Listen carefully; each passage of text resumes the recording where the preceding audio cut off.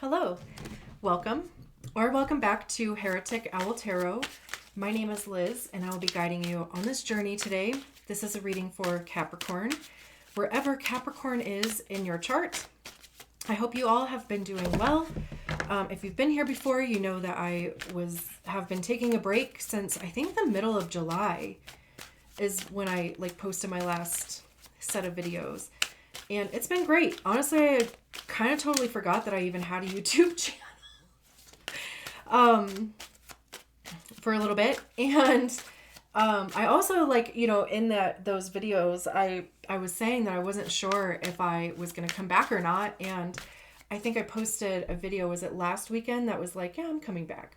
And I mean, I thought that I started to feel like I would.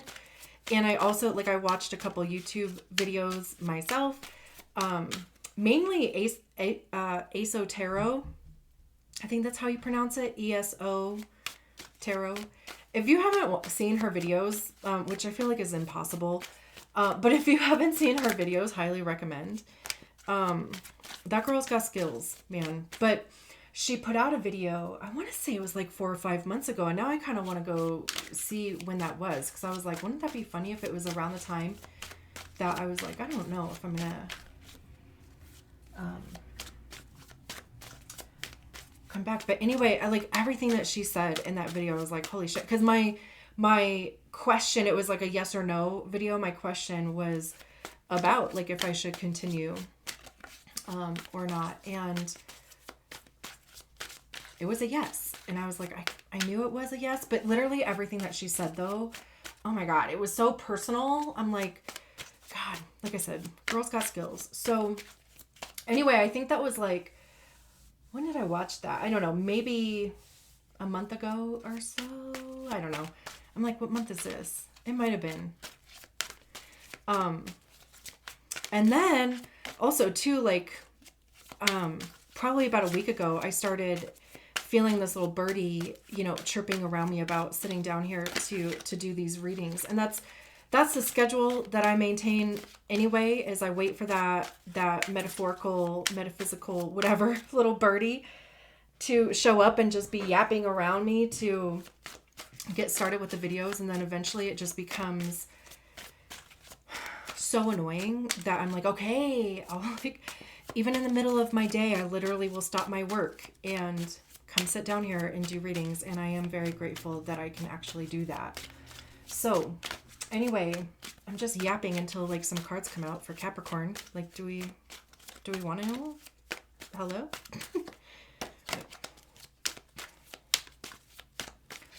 For Capricorn.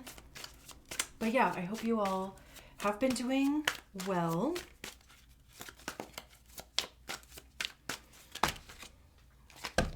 There we go. That's exactly how many we needed. Oops. We have the Daughter of Pentacles, or the Page of Pentacles, the Eight of Swords, and the Son of Pentacles. Interesting. Okay.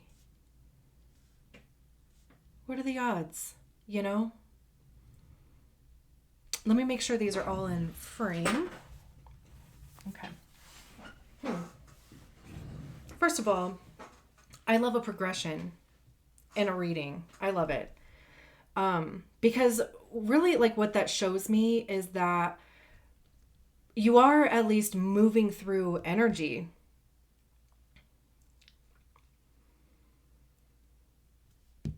This Eight of Swords, though, it's either you don't think that you are or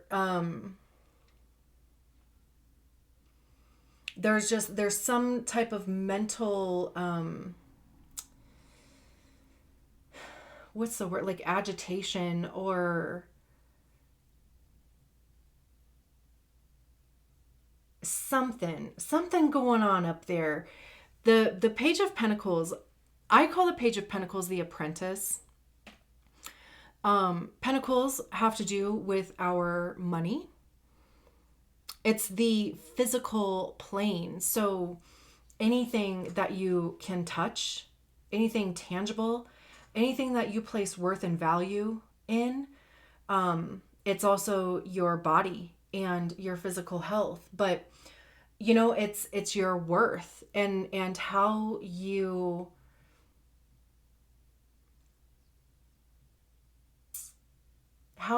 like invest yourself in your life, like in your day to day. It's how you make your money, how you save it, where you spend it, and why, too. Again, your physical body and your health. And with pages are the adolescent. So, this would be more children. The knights are more, I always kind of see like the knights being like 20s, 30s.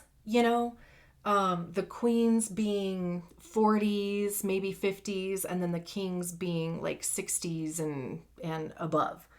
As far as like age ranges go, because they're also like working towards mastering their suit or their element, right? So we're all brand new at something somewhere, right? Like none of us are born. Well, I mean, there are people that, literally can just pick up an instrument and, they're just perfect at it or whatever, right? I mean, it would be great if that was more of the rule versus the exception. But for the most part, most of us normies, right? Like we're not born knowing how to do a thing. So again, like I said, with this being an apprentice, it could be, starting a new job. It could be starting a field of study or research.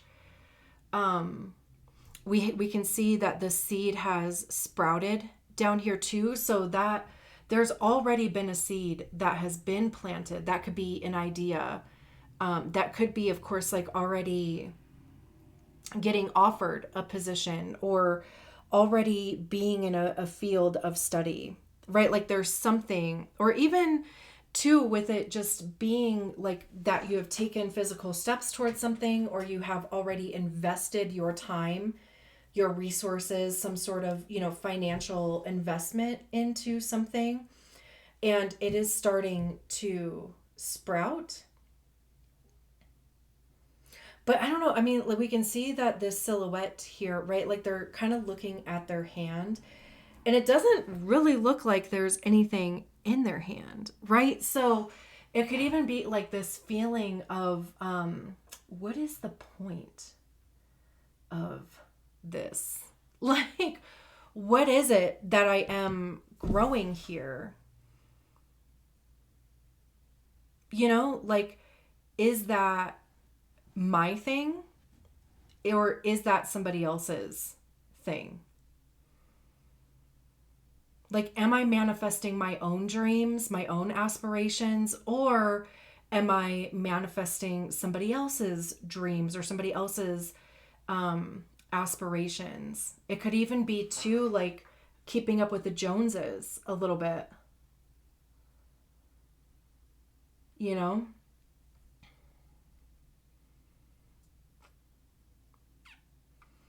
But yeah, I mean, this Page of Pentacles is really kind of giving, why am I doing this? Like all of a sudden, and which would make sense with this Eight of Swords here in the middle. Because again, right, I mean, there's something here already that you would already be involved in some aspect, even if it is like, the type of jobs that you are searching for, or the field of study that you're in, right? Like there's already something that you have put some time and attention in to get it to the point where you're now like, what? It's like trying to remember your why. And maybe that's changed. Maybe your motivation has changed, your reasoning, even just your thought process around the whole thing has changed. Because again, the Eight of Swords to me is a self-inflicted mind prison. we can see this bug on its back with swords around it. Like, it feels trapped. Some bugs can't get off of their back themselves, right? Like they need some help. And if they stay like that for too long, they die. To like kind of go in that direction. Swords have to do with our mindset, our thought process. It's our beliefs. It is the stories that we have attached to our identity, right? Like, so ego is involved in there too. And the whole thing with the Eight of Swords, the whole thing is that you might feel trapped, but you are literally one decision away from changing your circumstances, your mental perspective, your literal, again, circumstances here. Because I believe, like, this looks like one of those lightning bugs, right? And they fly. So I'm assuming, like, with the message behind this card is all they have to do is like flutter their wings a little bit and they would be off their back and they could literally fly out of this little cage of swords. Like, nothing is holding it in there except for its belief that it's stuck in there. So again, like, nothing is keeping you where you are except for either your mental perspective about it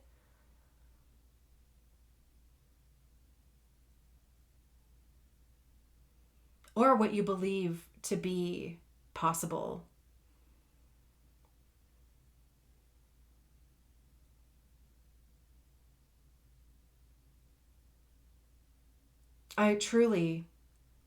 There's that song, not that it has to be like connected to a song, because many people have said it, but there's that song by Sugarland called Settlin', and one of the lines in there is that she changed her mind and she changed her life. I know that is her name Jennifer Nettles? I think that's her name. I know she's not the first person to say that, but I love that song. So maybe even take a listen to that song, because she's talking about not settling ever again, so which would be like getting out from this mindset. And then we have the Knight of Pentacles. And also, there is a lot of information to be found in the Eight of Swords. I do not hate the Eight of Swords.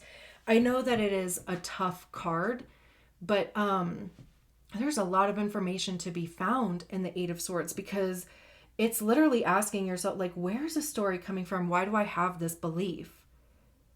Why do I feel like I can't change my circumstances, or that I can't change my mind?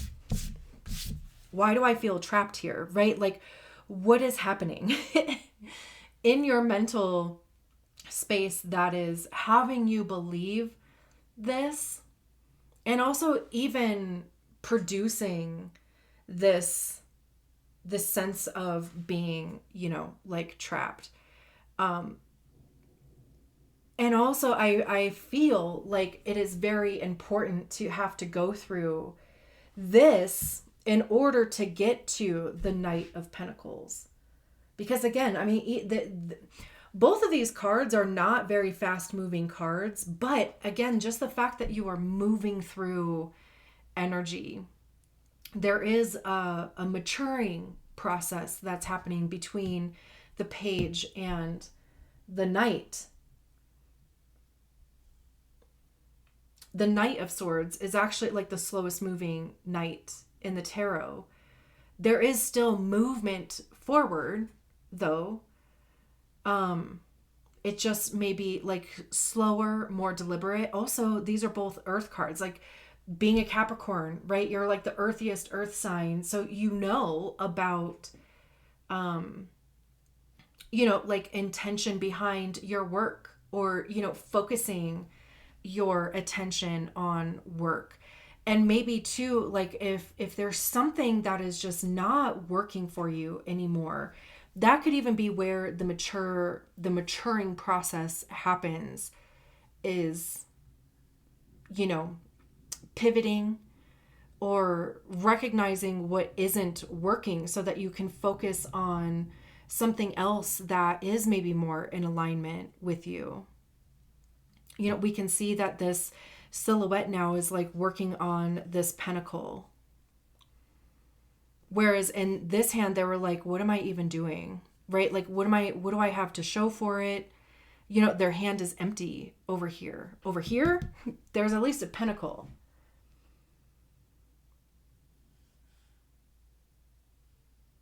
It could even be recognizing that you do have to like put in the focus, the time, the resources, your physical presence, in order to see the fruits of your labor. And even like with the Knight of Pentacles, I always talk about commitment and dedication with the Knight of Pentacles. Like, it's not about how fast something moves in order to gauge its success. It literally requires you to be committed to the dream, to the vision, to, like the commitment to manifesting it into the physical plane. And in order to do that, you have to show up, right? Like you have to physically be there. You have to put in your time, your money, your energy, whatever, right? It's like literally investing in yourself to see the fruits of your labor pay off, and even to have that sense of growth. It's like literally taking things a step at a time, because it's not like we're going from the page to the king, right? Like, no, like you have to go through each step. And if you skip a step, it's going to probably send you right back here, So it's like being deliberate, committed, dedicated, all the words that I've already used, right? So let's see what's at the bottom of the deck. And of course, I would absolutely love it if you would subscribe to the channel if you haven't done so already. It of course helps me grow, and it shows you like when new videos are posted.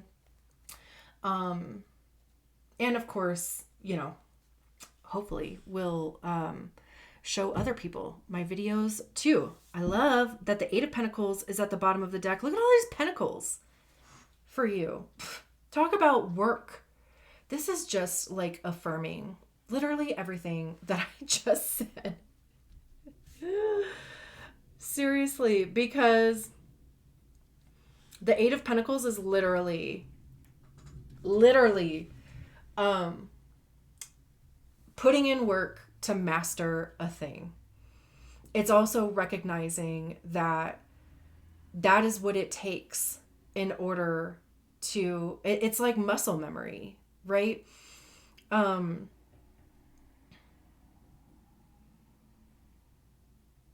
even love the bee on here. And I love too that like behind these, the honeycombs or whatever, that there's this vision of the universe, right? I mean, like truly anything is possible. That could be of like the thing that you are working towards, your vision of what is possible.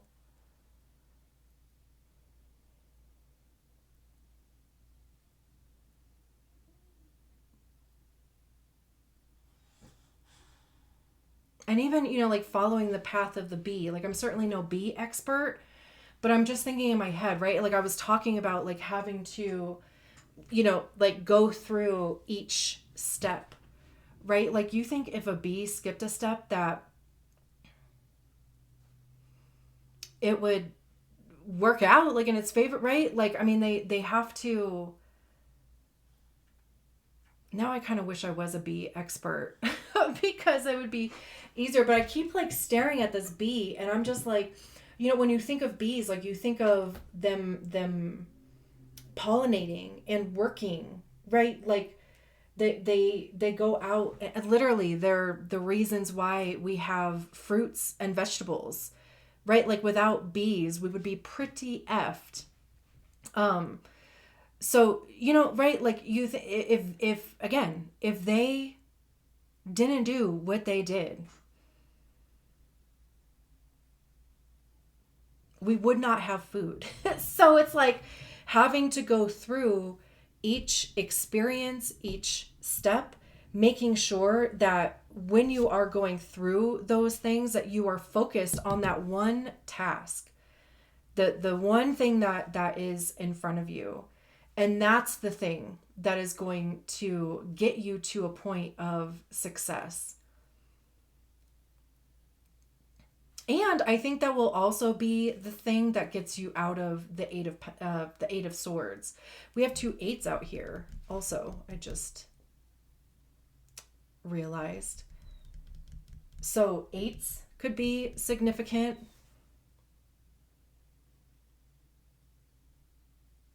8 8, which never mind, not 8 8, because I think that's like a dog whistle or something.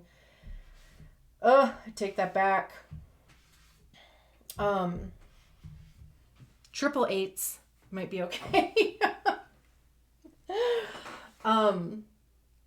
But yeah, like just, it's, like it's like just focusing on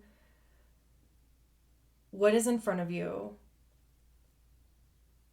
making sure that you are being very even like deliberate in your focus, in the steps that you are taking, really dissecting too, like whatever is coming to you mentally though, like the self-sabotage, the stories, the beliefs, like whatever, like this is a really good time to work through those as well. All right, I'm leaving it there. Thank you so much. I will talk to you soon. Bye.